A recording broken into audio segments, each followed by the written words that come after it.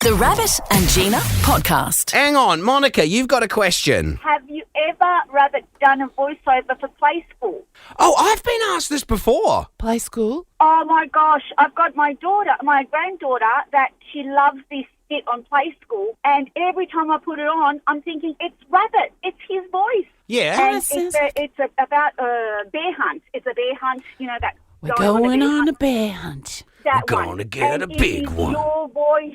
I swear it is your voice. Oh. Hang on, let me bring it up. Call them up and get them to start paying you, Rabbit. I don't remember recording something, but that's not to say I So didn't. the Play School is... Long hands pointing to the 6. Is it this one? So it's something. No? And No, that's not the one. Because he's about to go on a bear hunt. Oh. I don't want to ruin it for anyone who didn't know what was about to happen with the with the ticking clock. Here we go, I've got another one. Okay, wait a minute. I think this is it. How about we go on a bear hunt? That's not me. We're going on a bear hunt. We're going on a bear hunt. We're going to catch a big one. We're going to catch a big one. That does sound like you. Scared. I'm not scared. What a beautiful day. What a beautiful day. Uh-oh. Uh-oh. Grass. Grass. Is it that one? Yes. It does sound like you, Rabbit. Does it? It does sound a lot like you. It does. And every time I play it, I tell my husband, I'm going to ring on the radio. My husband says, are you crazy? They're going to think you're crazy. And I said, no, I bet you they're going to agree with me. It does sound like you, Rabbit. Gina, I don't know. It's just a guy. Yeah, it did sound like you, and your voice is quite We're distinct. going on a bear hunt. Yeah. Yes. Exactly like that. Catch a big one. We're going to catch a big one. We're going to catch a big one. You would have said gunner. Maybe it is me. I don't know. I did a lot of stuff back in the day that I just don't remember. Yeah. Sounds like you. I was the voice of a national McDonald's campaign at one point. Oh, show us. On the What did you have to say? well, the thing was, I had this thing in my throat, and it made my voice sound like Krusty the Clown. Oh. Not even joking, my throat was like this. I ended up having an operation, and they had to cut it off. Papilloma on my right vocal cord. Are you kidding? McDonald's rang up and went, "Oh, that's a really distinctive voice. Can we use that?" Oh. Yeah. And so then I did the ad for them. And then they wanted to do another one. They wanted to do like a follow-up because it was a really distinct voice. Yeah. And I just not thought about it. I went in to a doctor's once. I wanted to get a couple of like spots on my head checked. Yeah. Just for like skin cancer-y things or whatever. I was just like, I've got these spots in. And she's like, no, they're fine and everything. And then she goes, hey, have you always spoken like that? And I went, like what? Has your voice always sounded? And I went, no, I don't think so. I don't know. And she goes, do you smoke? Nah, not anymore. And she goes, let's get that checked out, I reckon. And so it was at that moment. So I went in there to go and get this thing on my head checked out. She looks down my throat with the light and she goes, okay, so you've got a growth. It's about the size of a pea. It's on your right vocal cord. wow. My world came crashing down. Oh, my. Because I was radio your voice guy. is your thing. Well, my livelihood. Was it nodules? No, papilloma, a.k.a. a wart. She said to me at the time, the doctor goes, you ever had warts? And I was like, no. And I went, oh, as a kid, like on my knees and on my feet. Yeah. I remember I did. Yeah, and she's like, because it looks... Anyway, checked it. Oh, she spotted it and won. So, and they said every chance it could come back at some point. It's a stress thing. Is what has brought this on, and just overworking my vocal cords and stuff, and anyway, so a couple of weeks after that, I was in hospital getting a thing chopped off my vocal cord. You must have been freaking out. Yeah, and then I wake up to I'm not allowed to speak. Good luck with can that. you imagine you? Good They'd have to luck. put gaff tape over your mouth. Yeah, and they didn't, because I woke up and Savoy's next to me, and that Wheel of Fortune was on the TV above me hospital bed, and I'm on a whiteboard thing that I can only write on the whiteboard. And, you wrote and the I'm not meant to. No, I just blurted it out, and then we both looked at it, and then I write down on the whiteboard. Well, I guess we know that works. The Rabbit and Gina podcast. Hey, speaking of Jordan, actually, so he's my 18-year-old son. He comes downstairs yesterday in the arvo and he goes, so I think there's something in my room. Yeah. And he said what he thought the something was. Now, listen, in the past, I would have gone, don't be silly. You're not going to have one of those in your room. was it? Not in your room. And, But I know where I live now. I've come to accept that. Australia. Yeah, like I feel like I could go on holidays to the Amazon jungle now, where they have all those be massive fine. snakes that can just swallow you in one gulp and whatever. And I can't even do. it's not even worthy of that now. Now I'm just like, I was going to text I got to text my mate and tell him about this in New Zealand. He just doesn't understand how people live in this country, which I didn't before I came I here. know. We're well across. We are a very brave people. Yep, you are. Yeah, as a people, brave as. So brave. In New Zealand, nothing will kill you. Yeah. Nothing. Wussy People in New woos. Zealand live forever. But they're just wussy woos. Oh my God, there was a picture online someone put of, what was it? Oh, it was that video of the kid with the wombat that walks inside and then she feeds that's it cute. with the bottle. And Yeah. someone commented, oh my God, I love that there's like a screen around the fireplace, and yet that kid's got 18 deadly spiders and 10 snakes probably in its room because it's Australia.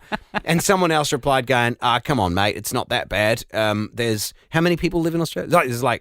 There's 24 million of us that live here or something like that. And the guy replied, yeah, but check your facts. Last month, that was 200 million. That's how fast people are dying from things that can kill you in Australia. So wait till I text my mate in New Zealand and go, hey, wouldn't believe what was in my son's room. So what was it?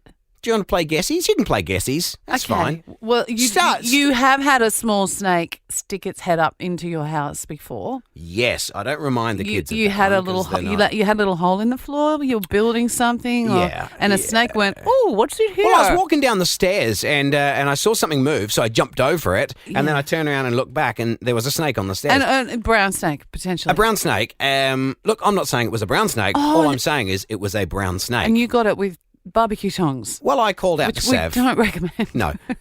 Yeah, people called in after that and went, I'm sorry, you what? Yeah. I just wasn't thinking. I just yelled out to Sav, hey, can you chuck me down some tongs? She's like, what do you mean tongs? Like the barbecue tongs. The long ones. Yeah. So she throws them down. I caught them, and then I tried to catch the snake with the barbecue tongs. Again, I need to send this off to my mate in New Zealand. He'll Worst be like, idea ever, huh? I'm sorry, what, Croc Dundee? What did you do?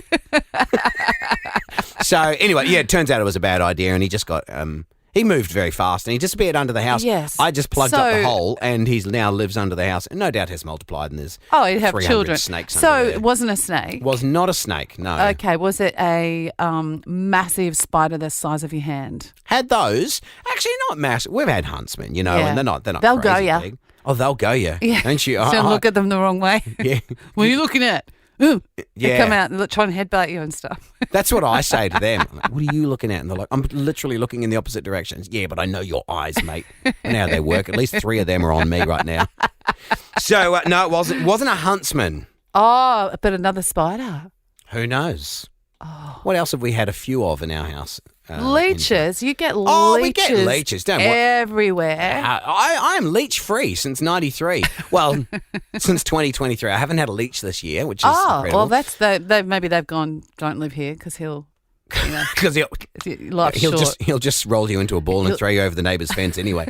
Harley Doggerson had a leech yesterday, but no, it was not a leech. We've had a few funnel webs walk through the lounge while I'm Wasn't a funnel web. while I'm sitting watching TV in bare feet. Honestly, I don't know. Where do you live? The Amazon what part jungle, of the Gina. Central Coast It's do the- you live? It's where they all are. Yeah. But no, it wasn't even a funnel web. It was something I've never seen before in my life, for real, like in person. And even when I went to go and look at it, and at the moment where I went, oh God, it actually is. Yep, that's definitely a scorpion. Are you kidding? In his bedroom? It's just a scorpion. Was it doing the thing with its tail up, ready You know to it go? was great. You know it was great. It go yet twice in the last 2 minutes. What was great about it was because what I like to picture is they all pit each other. They're all against each other. So the snakes take care of the spiders take care of the Ants. ants, and the ants take care of the scorpions. I'm not sure how that happens, but this scorpion was caught in a spider's web. So I was like, go Team Spider. Yeah. So he was kind of stuck, and I thought he was dead, and I was giving him a little prod with a pen. A pen. Why don't you get your barbecue tongs back out? Because someone said that was a silly idea. Not for a Use scorpion. barbecue tongs. Far out, man. One day I'll learn what is the correct tool to use. Quickly Google it, and then for it's these gone. things. Yeah. Well, there was that time when I was under the house and there was a funnel web, so I decided Honestly. to go back into the house, climbed out from under the house, went back to the kitchen, got a Tupperware container, went back to go and do the right thing and capture it to take to the reptile park, and it was gone. So, I've just realised maybe where your house has been built. Years ago, wasn't there a reptile park was somewhere around in where there's houses now? Mm-hmm. Maybe that's and right. maybe they all come home. They're like, no, we live here, and they just come back. Like dogs when you move house. Yeah, cats. Just go back. Yeah. And the funny thing is sometimes you move house to get away from your cat. And damn thing's always fun. So anyway, I was prodding him with the pen, just going, "Ooh, you're definitely dead, right? You're definitely dead." Then I went to pick it up, and he moved. Oh no, he was alive. He was just tired, I guess, from being stuck fighting in the thing. in the Yeah. That's horrifying. Anyway, I captured him, and with the bottom of my Iron Williams boot. Captured slash. Is he a little bit squished now? Yeah. Yeah. Anyway, so then the neighbour's walking past up the driveway, and I went, "Hey, wouldn't believe it. John just had a scorpion in his room," and he goes, "We had one 2 days ago in the lounge where the Are you where kidding? the little kid was playing." So apparently that's a thing we have now. Oh, Yeah, well, Australia. I'll never come into your house. The Rabbit and Gina Podcast. For more great comedy shows like this, head to novapodcast.com.au.